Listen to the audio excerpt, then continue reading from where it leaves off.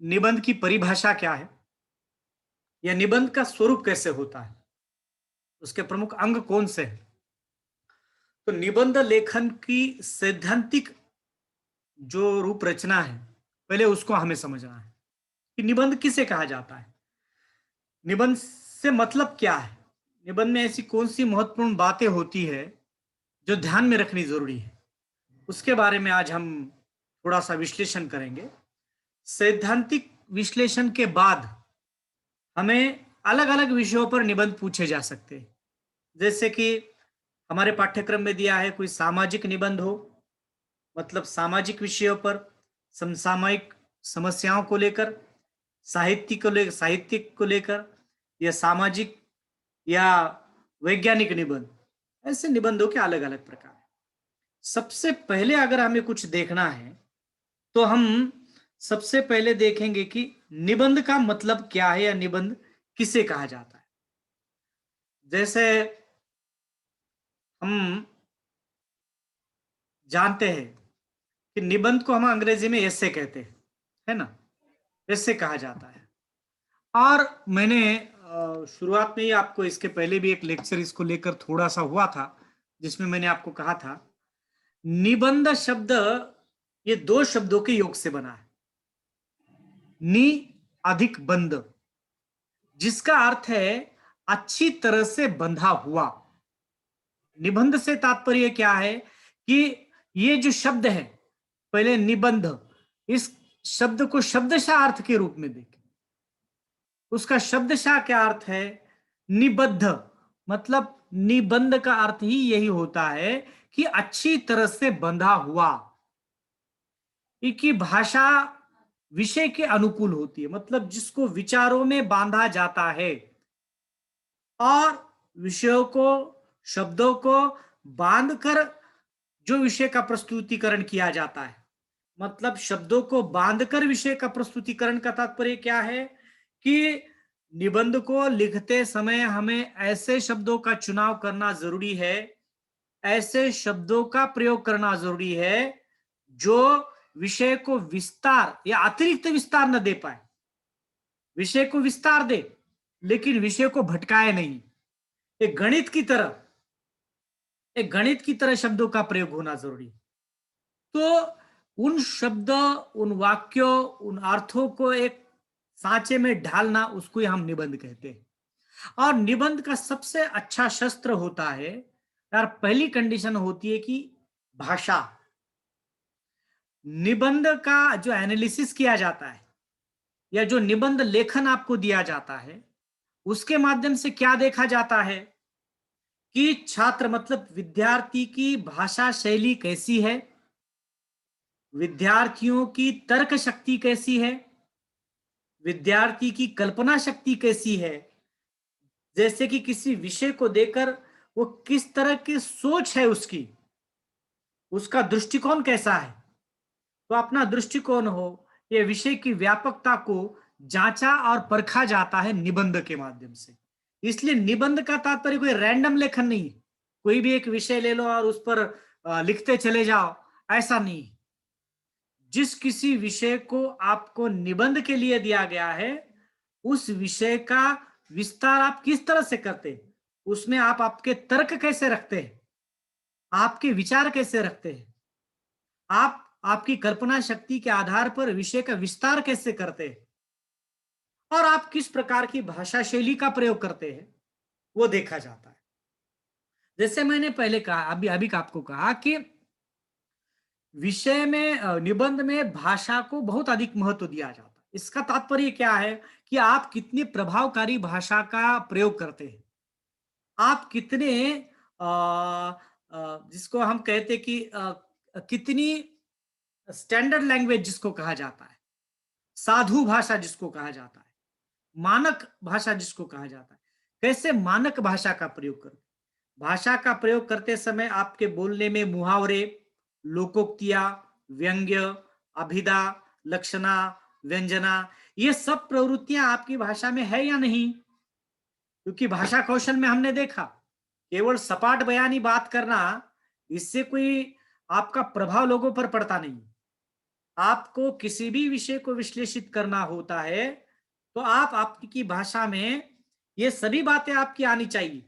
मतलब भाषा, शब्द, वाक्य, मुहावरे, लोकोक्तियां, कुछ नए उदाहरण, कोई प्रासंगिक उदाहरण, इसको जब तक हम समझ इसका मेल मिलाप जब तक हम अपनी भाषा में करेंगे नहीं, तब तक अपनी भाषा का प्रभाव सामने वाले व्यक्ति पर नहीं पड़ेगा। सामने वाले व्यक्ति पर नहीं पड़ेगा। इसलिए हम कैसे व्यक्त करते हैं, अभिव्यक्ति कौशल आपका बहुत महत्वपूर्ण है। देखिएगा, आप किस तरह से व्यक्त होते हैं, आपका अभिव्यक्ति कौशल भी उसमें देखा जाता है। तो आपका नजरिया भी उसमें देखा जाता है, मतलब दृष्टिकोण भी देखा जाता है। और अच्छे भाषा के अच्छे प्रयोग द्वारा ही हम अपने भावों और विचारों और अनुभवों को प्रभावशाली माध्यम से व्यक्त करते हैं। हमारे पास, देखिए, भाषा को व्यक्त करते समय अपने पास तो अनुभव होता है, आपके पास निरीक्षण शक्ति होती है।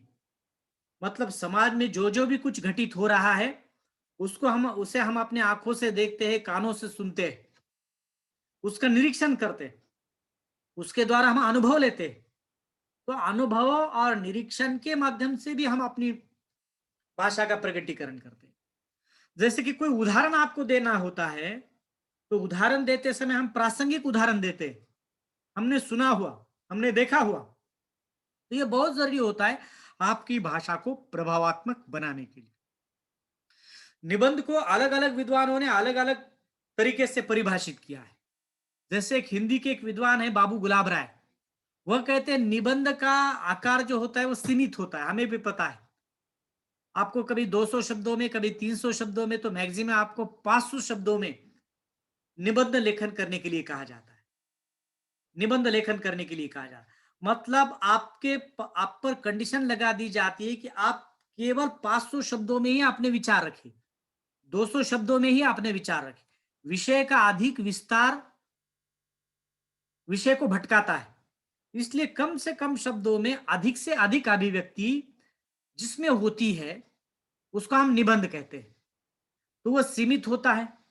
और सबसे बड़ी बात निबंध की ये होती कि उसमें आपका निजीपन होता है। निजीपन का मतलब क्या है, हम खुद उस निबंध में अभिव्यक्त होते हैं।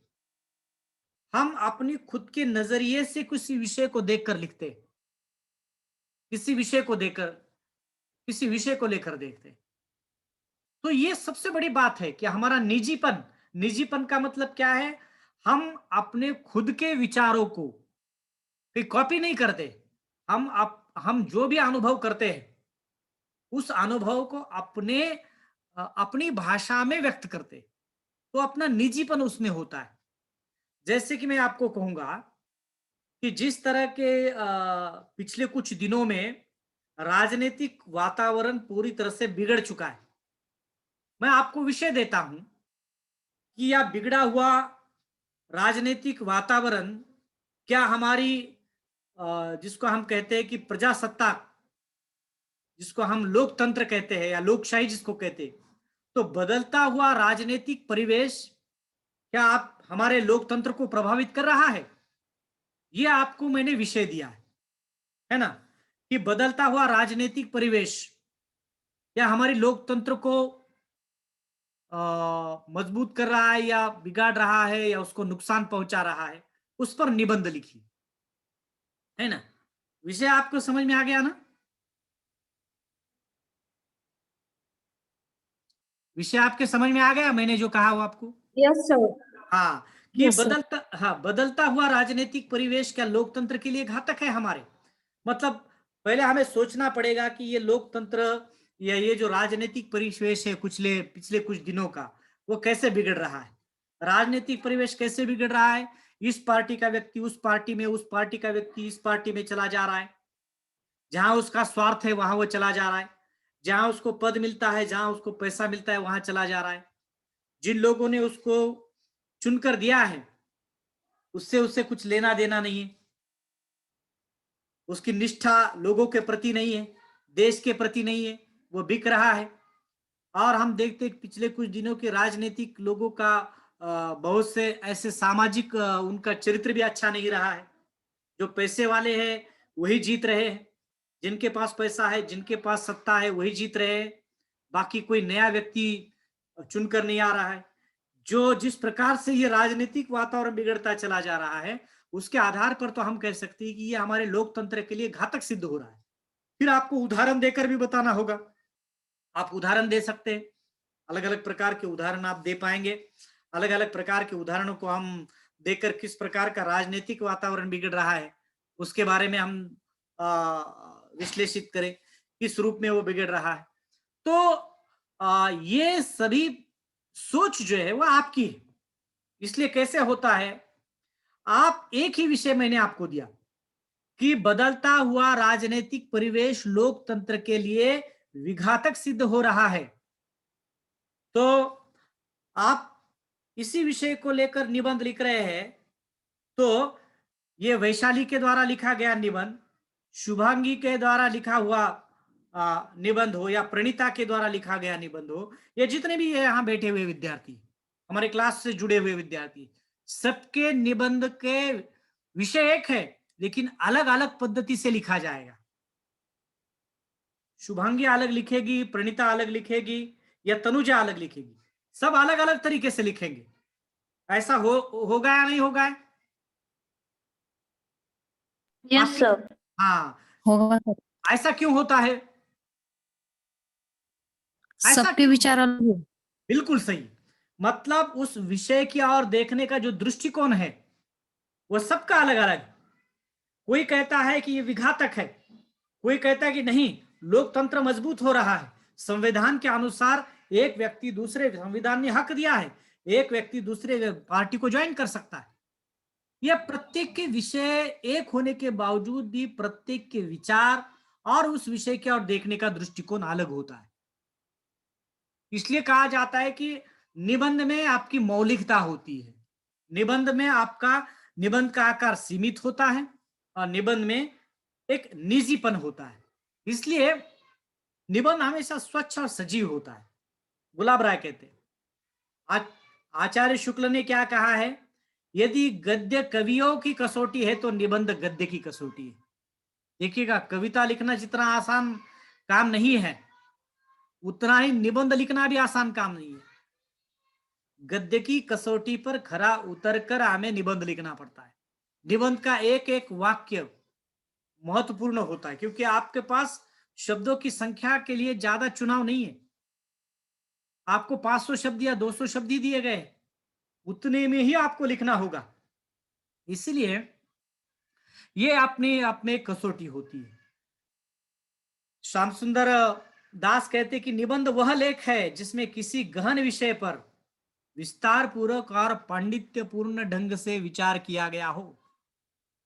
विस्तार पूर्ण विचार किया गया, लेकिन निबंध में से एक पांडित्य प्रदर्शित होता है, आपकी विद्वत्ता सिद्ध होती है, आपकी विद्वत्ता सिद्ध होती है। इसलिए निबंध लिखना कोई आसान काम नहीं। एक विषय दिया और हम झट से शुरू हो गए विषय निबंध लेखन करने के लिए, नहीं होता है। सोच विचार करके, कल्पना करके, तर्क करके और हर एक प्रकार से निबंध को हम किस प्रकार से विषय को न्याय दे सकते हैं निबंध के माध्यम से, ये भी बहुत सोचना जरूरी होता है। ये सोचना भी बहुत जरूरी होता है। इसलिए निबंध एक कसौटी है, मुश्किल काम। तो अलग अलग विद्वानों ने, एक लेख की तरह होता है, उसका आकार जो है वो सीमित होता है, उसमें निजीपन होता है, उसमें भाषा की सजीवता होती है। ये कुछ ऐसी बातें हम निबंध को संदर्भ में कह सकते। तो किसी विषय पर निबंध का मतलब क्या है कि किसी भी विषय पर विचार प्रकट करने की कला। अगर संक्षेप में कहा जाए, किसी भी विषय पर आप किस तरह से विचार करते हैं, उस विचार करने की कला को हम निबंध कहते हैं। ये विचारों को हम एक क्रमबद्ध रूप में पिरोया जाता है। जैसे हम कोई अगर फूल की माला गूंथते हैं समझो, तो धागे में सुई और धागे से लेकर एक एक करके फूल हम बीनते हैं। लेकिन एक सफेद रंग में बना हुआ जो आ, जैसे फूलों का हार है, वो उतना आकर्षक नहीं होता है। तो आप क्या करेंगे, बीचों बीच एक बड़ा सा गेंदा फूल लगाएंगे, फिर कोई सफेद लगाएंगे, फिर कोई लाल लगाएंगे, फिर कोई पीला लगाएंगे, फिर सफेद लाल पीला सफेद लाल पीला, इस तरह करके रंग बिरंगे फूलों से उस माला को बनाएंगे तो माला और अच्छी दिखेगी। सिर्फ एक ही फूल में गूंथी हुई माला उतनी अधिक आपको आकर्षित नहीं कर पाती है जितनी कि विभिन्न फूलों के माध्यम से गूंथी हुई माला जितनी आकर्षक लगती है।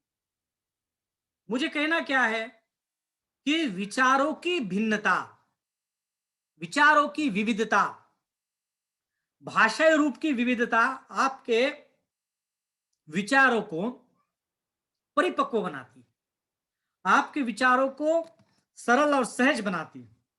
इसलिए विभिन्न विचारों को क्रमबद्ध रूप में माला में पिरोया जाता है। इसमें ज्ञान, विचार और व्यक्तित्व का अद्भुत संगम होता है।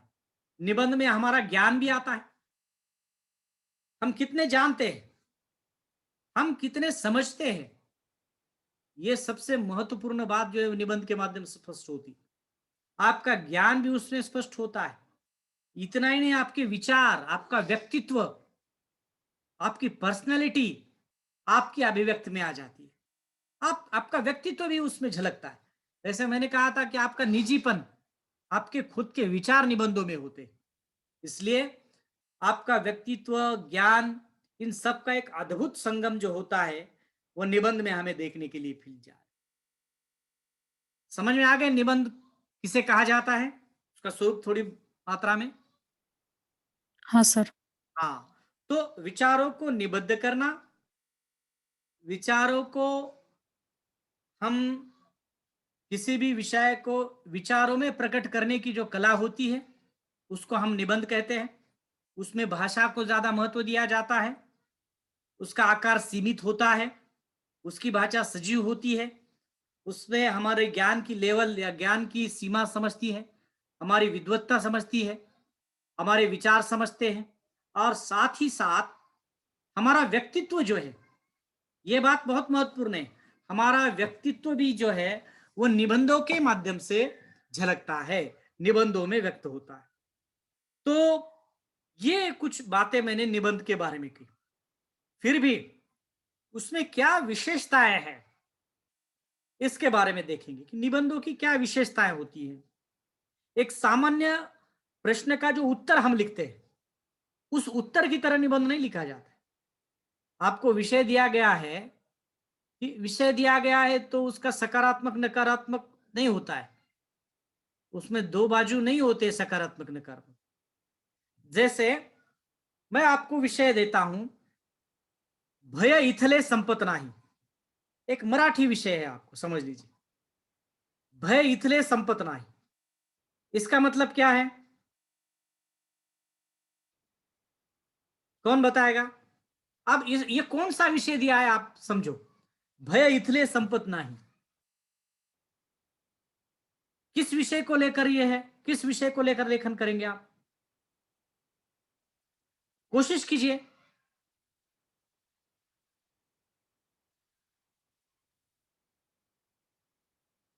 बोलेगा कोई?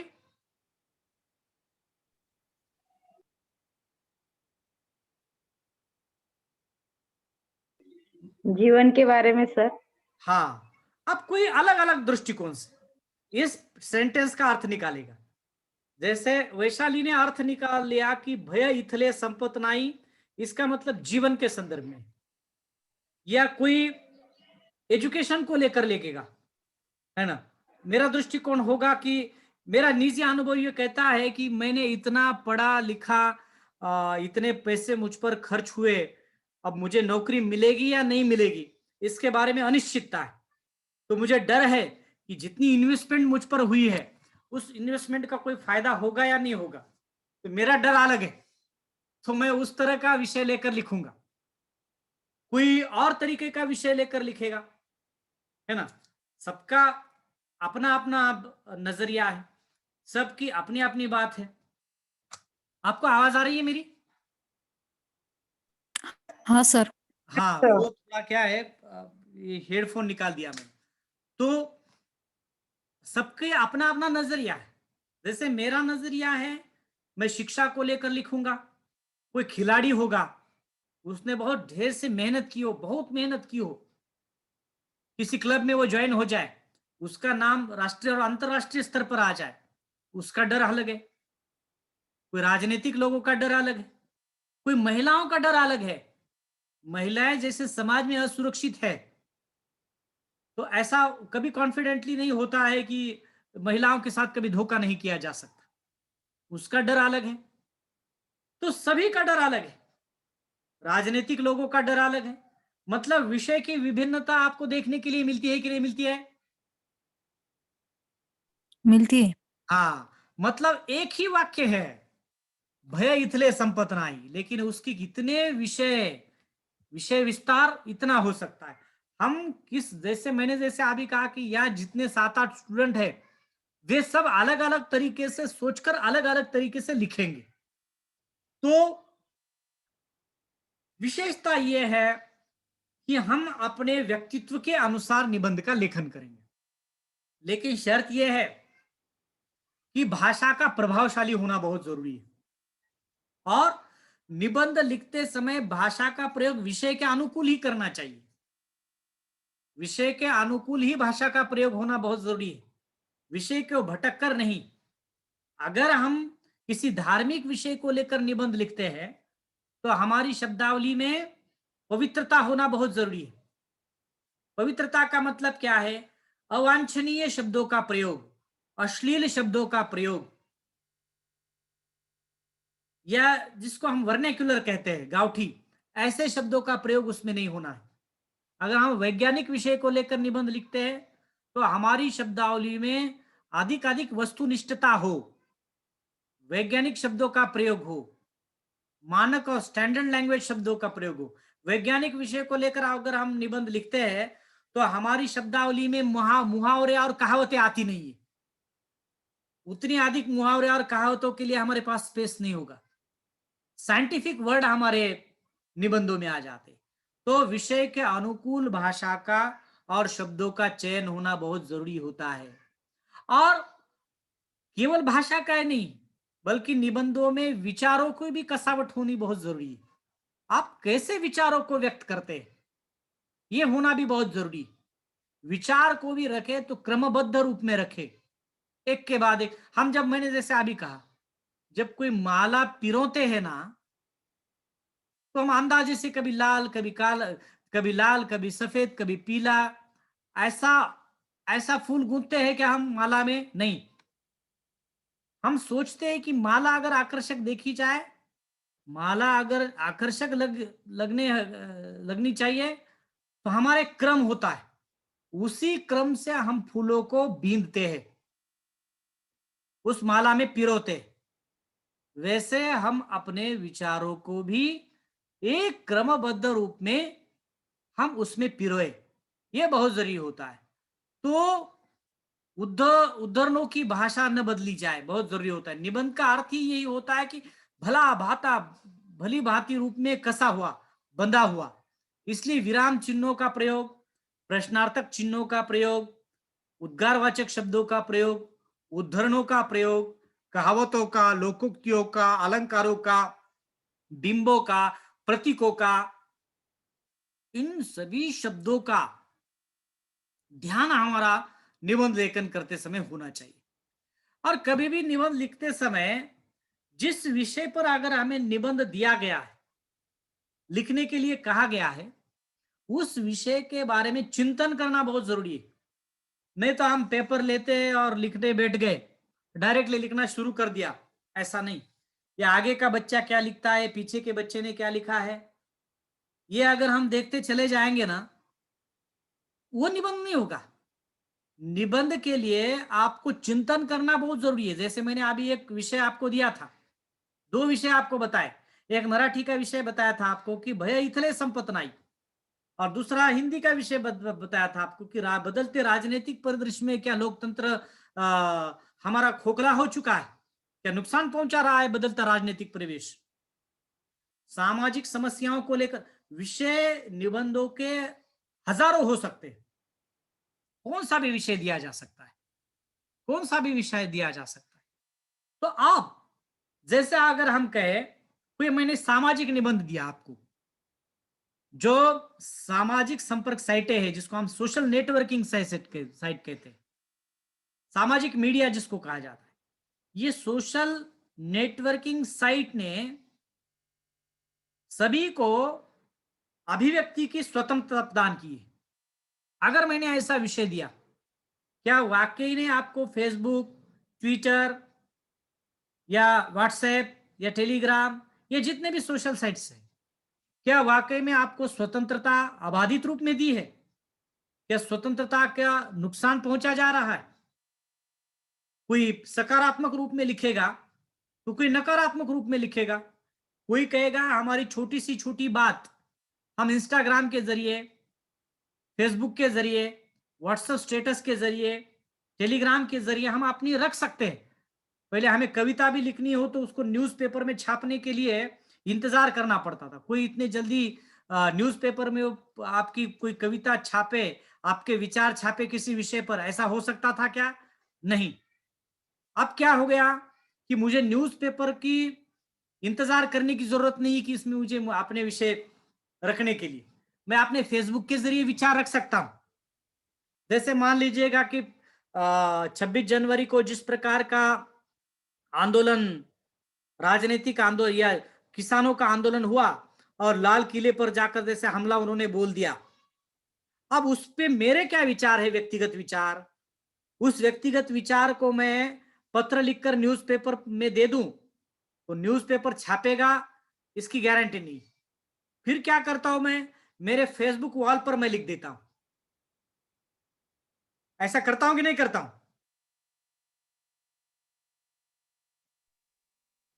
ऐसा होता है कि नहीं होता है?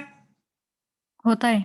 हाँ, हम अपने व्यक्तिगत विचार फेसबुक के जरिए, ट्विटर के जरिए, व्हाट्सएप के जरिए रख देते हैं।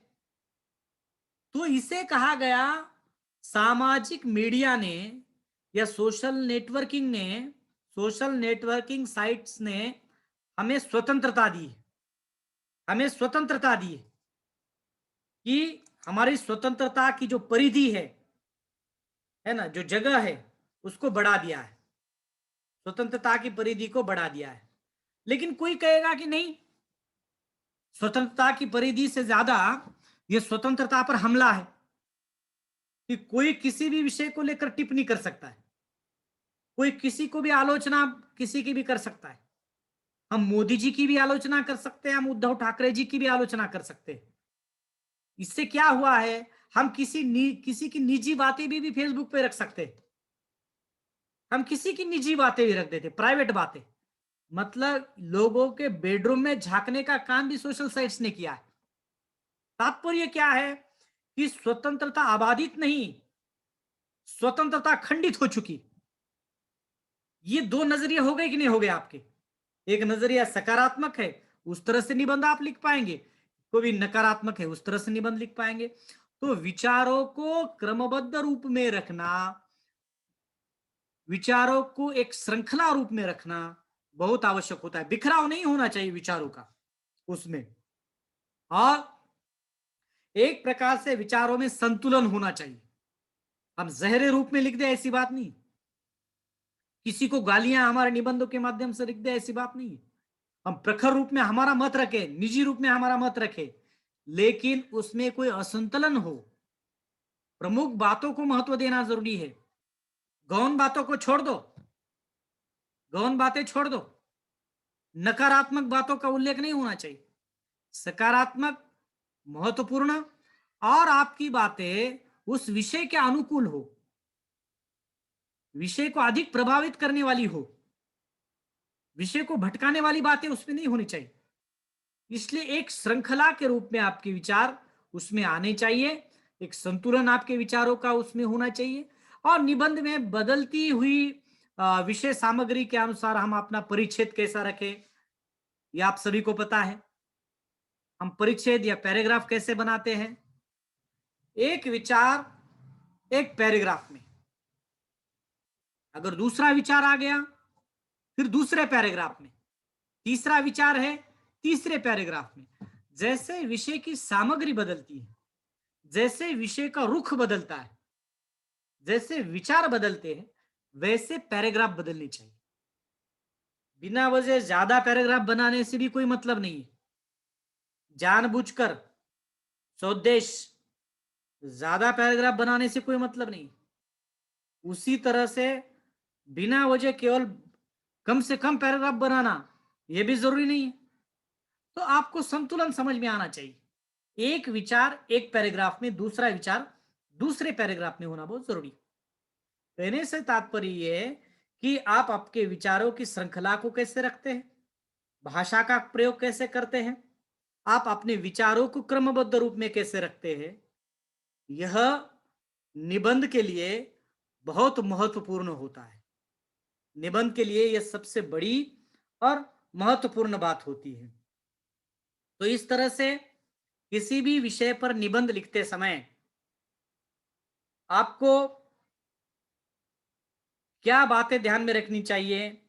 तो देखिए, आपकी भाषा प्रभावशाली हो, विषय के अनुकूल हो, विचार आपके क्रमबद्ध रूप में हम रखें, विचारों में संतुलन हो, व्याकरणिक रूप में सही भाषा का प्रयोग करें, मतलब विराम चिन्ह, उद्बोधक चिन्ह, कोष्ठक, अल्प विराम, स्वल्प विराम, इनका भी ध्यान रखें। मुहावरे, कहावतें, लोकोक्तियों से भाषा में विविधता निर्माण करें और प्रमुख बातों का ज्यादा उल्लेख हो, विषय को भटका सके ऐसे शब्दों का और वाक्यों का प्रयोग उसमें ना हो, और महत्वपूर्ण रूप में विषय को हम न्याय दे पाए ऐसी भाषा का प्रयोग, और परिच्छेदों का भी हम ध्यान रखें कि कैसे परिच्छेद हम बनाएं। एक विचार को एक परिच्छेद में रखो, एक विषय सामग्री को लेकर या एक विषय को लेकर लिख रहे हैं तो एक पैराग्राफ में, फिर दूसरा विषय शुरू कर दिया तो दूसरे पैराग्राफ में। तो जैसे जैसे विचारों की श्रृंखला है उसको क्रमबद्ध रूप में उसको रखना चाहिए। तो निबंध लेखन करते समय इन सभी बातों का ध्यान आपको रखना जरूरी है। तो अभी तक मैंने आपको दो बातें समझाई। एक, निबंध का मतलब क्या है। निबंध का मतलब क्या है इसे बताते समय मैंने कहा था आपको कि विचारों को प्रकट करने की कला सीमित शब्दावली में, सीमित शब्दावली और प्रभावकारी भाषा में विचारों को प्रकट करने की कला को हम निबंध कहते हैं। एक साधारण परिभाषा है, समझे आपने। सीमित आकार जिसको हम कहते हैं, आकार उसका सीमित होता है। सीमित आकारों में, सीमित आकार में प्रभावशाली भाषा के रूप में या प्रभावशाली भाषा का प्रयोग करके जो हम विचारों को प्रकट करते हैं, उस विचारों को प्रकट करने की कला को हम निबंध कहते हैं। किसी भी विषय पर निबंध लेखन करते समय आपकी तर्क, बौद्धिक क्षमता, आपका दृष्टिकोण और आपकी कल्पनात्मकता, इसको परखा जाता है, इसको जांचा जाता है। इसलिए साधारण रूप में हम भाषा का प्रयोग ना करें। किसी भी विषय को या किसी भी विषय पर निबंध लेखन से पहले उस विषय पर चिंतन करना बहुत जरूरी होता है। अगर आपको 10 मिनट में निबंध लिखना है तो पहले 6 मिनट आप चिंतन में लगाए तो भी चलेगा, बाकी के 4 मिनट में आप निबंध लिख दो। लेकिन क्या लिखना है उसमें, कौन से विचारों को रखना है उसमें, कौन कौन सी महत्वपूर्ण बातों का उसमें उल्लेख होना जरूरी है, ये सभी बातें आपको पता होनी चाहिए, आपको नोट डाउन करनी चाहिए। और फिर एक एक करके हम इस विचारों की श्रृंखला को बांधे और एक एक करके हम विचारों की श्रृंखला को बांधकर हम अपने अभिव्यक्ति को, हम अपने दृष्टिकोण को, उस विषय को लेकर हम उसमें चर्चा करें, उसमें लिखे। शब्दों को गिन कर लिखना नहीं है, 1 2 3 500 शब्दों में कहा गया तो 500। अंदाजा हम लगा सकते हैं कि लगभग 100 शब्द एक पेज में बैठते हैं। अगर आपको 200 शब्दों में कहा गया तो 2 ही पन्ने लिखना है, 300 शब्दों में कहा गया तो 3 ही पन्ने लिखने हैं। परिच्छेद का ध्यान हमें रखना है। तो ये सभी बातें जो है वो निबंध लेखन को लेकर होती है। आप इस निबंध लेखन का जो स्वरूप है, उसका जो जैसे मैंने पहले अर्थ और तात्पर्य बताया और उसका स्वरूप आपको मैंने बताया। क्या आपको समझ में आ गया ये? हाँ यस सर। सर। अच्छा, कुछ शंका है इसमें? आपको कुछ हो तो मुझे पूछ लीजिए। कुछ शंका है आपको? No sir. नहीं है ना? हाँ नहीं नहीं। हाँ। तो आज हमने निबंध लेखन के अर्थ, परिभाषा और उसके स्वरूप को लेकर देखा। कल के लेक्चर में हम निबंध के जो विभिन्न अंग है, ये दो एक लेक्चर में हम, मतलब आज का लेक्चर आधा और कल का लेक्चर, इस दो लेक्चर में हम पूरे निबंध की जो सैद्धांतिक दिशा है, उसकी बाजू जो है सैद्धांतिक, वो पहले समझ ले। ये सैद्धांतिक बाजू हमने समझ ली तो फिर हम सामाजिक, राजनीतिक जो भी निबंध आपको आ जाए, हम उसको इस सैद्धांतिक रूप में समझकर ही उस पर हम लेखन कर सकते हैं। ठीक है, हम कल के लेक्चर में जो है निबंध की जो और निबंध के जो विभिन्न अंग होते हैं, उस अंगों को देखेंगे कि किस तरह से निबंध लिखा जाता है, उसमें क्या क्या होना चाहिए और कौन कौन सी बातें होनी चाहिए। तो अब मैंने भाई आपको बता दी, आप उसको किस तरह से लिखा जाता है, शुरुआत कैसी, बीच में क्या, आखिर एंड कैसा करना है, उसको हम थोड़ा सा समझ लें। ठीक है, तो समय हमारा समाप्त हो चुका है। कल के लेक्चर में हम सब मिलते हैं। ठीक है, ठीक है सर। ओके, ठीक, thank you sir. Thank you.